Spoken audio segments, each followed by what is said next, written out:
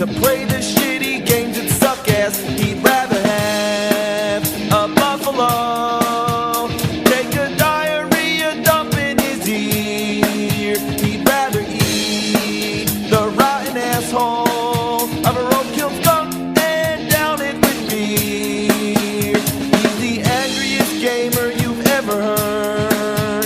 He's the angry Nintendo nerd. He's the angry Atari Sega nerd. He's the angry video game nerd.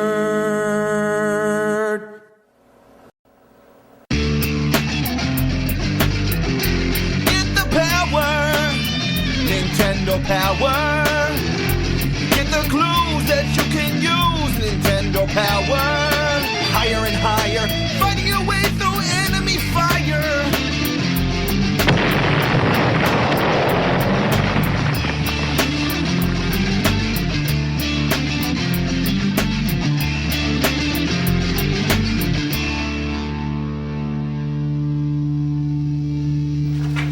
It's time to chill out. Nah, don't worry, I'm not going mellow on you or anything like that. And next time it's going to be a game review again. But for now, I just want to take you back to one of the most important parts of my childhood, Nintendo Power. You know, today there's internet. Anything you want to know about any game, you just look it up. But back then, your only source of information was magazines like Nintendo Power. If you had a subscription, you were the man. One of your friends will be breaking their balls to beat some game and you'll be like, oh, I know how to beat that game, or I know a code. That's because you had the power. Nintendo Power, motherfucker! When it landed in my mailbox, issue 1 was the most mind-blowing thing I've ever seen. Just opening up a page to a map of Metroid, it was so helpful. That game made you feel like a rat in a maze. Then there was the Super Mario Bros. Unlimited 1-up trick, the famous Contra code that gets you 30 extra lives, and how to skip to Zelda's second quest. All in this groundbreaking issue, from front cover to back, it is absolute classic. The one thing that used to piss me off was the NES Achievers section. It's just a bunch of nerds showing off their high scores. But how do you prove it? You gotta take a photo of your screen. And nobody really knew how to do that. I mean, remember, there were no digital cameras back then. So you take the picture of your screen, you have no fucking clue what it looks like, and there could be like 20 other pictures on the roll. So you either have to like waste them all or wait till it gets finished. You get your mom or dad to take it to the store to get the picture developed. It comes back and what does it look like? It looks like fucking shit. So Nintendo Power printed some guidelines basically saying, look dumb shits, this is how you do it. And if my game said cheese, I think I'd shit my pants. And if I was wearing that, I'd have problems. Nothing brings back memories like breezing through an issue of Nintendo Power. Remember when the Nintendo 64 was the Nintendo Ultra 64? Remember when the piece of shit Virtual Boy was called the VR32? Remember the NES Satellite or the SNES Catapult? Remember Star Fox 2, the game that never saw the light of day? Remember reading about the new shows coming out like Captain N and the Super Mario Bros. Super Show? Remember that shitty movie The Wizard and that fucking dumbass Super Mario Bros. Movie? Man, I remember reading about that and being so excited I couldn't wait to see that movie. But it was just like waiting for a buffalo to take a shit all over your face.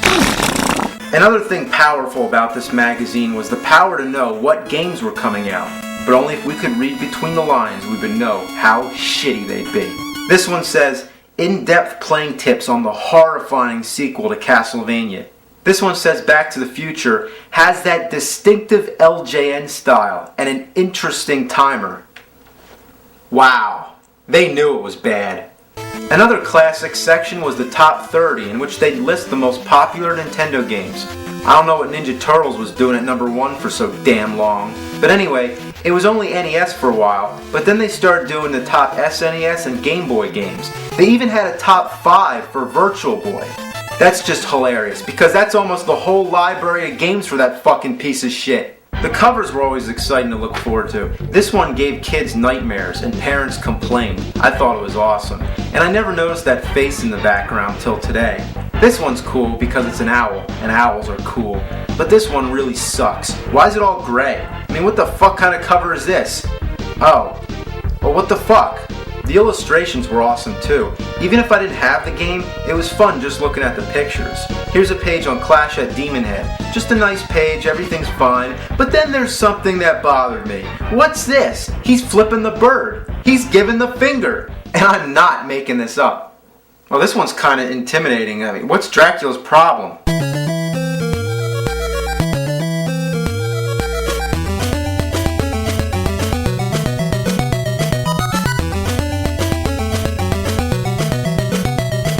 Speaking of illustrations, there were also the comics. Howard and Nestor were classic. Usually it would relate to a new game that was coming out, like this one's about Castlevania 2. It even makes mention of that weird tornado thing. There's also a Tetris comic, Battletoads, Zelda, Mario, Star Fox, Metroid, Shadows of the Empire, and Killer Instinct. The ads were kind of weird. This kid better be careful not to get those games wet. Actually, those games suck ass. Throw them to the sharks. Wow, there you go. Huddle around the phone. Charge your parents' phone bill up the ass. Unmask the power animal in you. Uh-oh, here we go. And radicalize your game with a subscription to Nintendo Power. Holy shit, will it make me grow claws like that? You know it's gotta be awesome when you're flying a Jeep through space going apeshit with Nintendo controllers. This one's so weird, somebody actually wrote a letter asking, did you really freeze a Super Nintendo? I'd love to know. The answer, Jay, the wonders of special effects and photographic tricks. The answer that you're looking for is no. The block of ice is actually just a plastic shell. It's way cool though, huh? As Nintendo Power progressed, the ads went from being weird to just being fucking disgusting. Why the hell is there a picture of a jar of toenail clippings in a video game magazine? What were they thinking? Now here's the worst one yet. It's some old creepy bitch holding a log of shit. God damn. One ad was so gross, I stapled the page shut. I'm actually not joking. Then this one just shows a hurl bag. Yeah, that's great. That just sums up how I feel about the whole situation. Nintendo Power. Don't open unless you got a barf bag. Each issue always came with a poster. As you can see, I still have them on my walls, but each one represents frustration. Getting these things out without ripping the fuck out of the poster is just a real shit sucker. Fuck!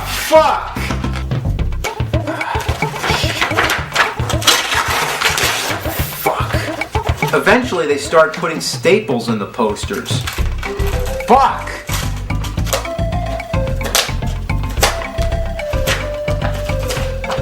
Piece of shit. Besides the posters, there's a lot of stupid shit like this Donkey Kong iron-on t-shirt. And this weird scratch and sniff Earthbound thing. Oh, it stinks! Then there was also these cards in the back. I mean, what's the point? Star Fox looks fucking pissed. Speaking of Star Fox, there was also this fighter jet paper cutout model. Then there are those magic eye pictures. You're supposed to stare at this thing and see Mario or something. I don't see shit. There's also a contest in every issue. Grand prizes would include a sneak showing of the Ninja Turtles movie, a chance to meet Arnold Schwarzenegger, to win Bill and Ted's phone booth, to win a Street Fighter II arcade machine, to dig up dinosaurs, or to be an extra in The Mask 2. The Mask 2? Oh, that's a great prize. That movie never got fucking made, unless you count Son of Mask, but that wasn't until about 10 years later. And did they give the winner a rain check for that? To be in a movie with a computer-generated baby, or any of the other sequels to Jim Carrey movies that don't have Jim Carrey? Then there's this prize. It's just plain weird. Have you ever dreamed yourself in a tropical paradise, surrounded by sea and sand, a volcano rising at your back? Well, not if it's erupting like in the picture. It's tropical, dude. There's the sun. I don't really see the sun. There's fun. Oh, that's where the fun is, right there. Surf. Okay. You're right there. Okay. Sand. Well, that is definitely sand. And trees. Yep, there are trees all over the place. There's also a contest to design enemies for future Mega Man games. Some of the entries would include Balloon Man, Sun Man, Yo-Yo Man, Spring Man, Magic Man, Clock Man, Whip Man, Spook Man, Clown Man, and the only two female characters were Mega Woman and Mega Girl. Then there's Weasel-Letta and Terror Teddy? What the fuck? Nintendo Power was great, but as it went on, they made some dumb decisions. It was really nice when the spines were all numbered, so I can easily organize all the issues, but then, what the fuck? It's so inconvenient. I mean, some of them didn't even have the number on the front cover. You had to open it to find out. Then they came back to their senses and brought the spines back with a picture of Mario. Way to go, above and beyond. So, let's read some letters. Here somebody asks, do your Nintendo tapes only last 5 years? Does it matter if you set them on chairs or if you put the controllers on the floor? Huh. Here's somebody sending a recipe for Mike Tyson's punch. Oh, that's funny. Oh, and oh my god, here we go. We got a Zelda rap. It's a Legend of Zelda and it's really bad. The creatures in the game are really rad. This sounds familiar. Alright, now we got some Mario jokes. Why did Mario cross the road? Because he couldn't find a warp zone. What kind of fish would dare to attack Mario? A barracuda. How does Mario know what will happen in the future? He uses a Luigi board. Oh, God. Alright, now we got some Zelda jokes.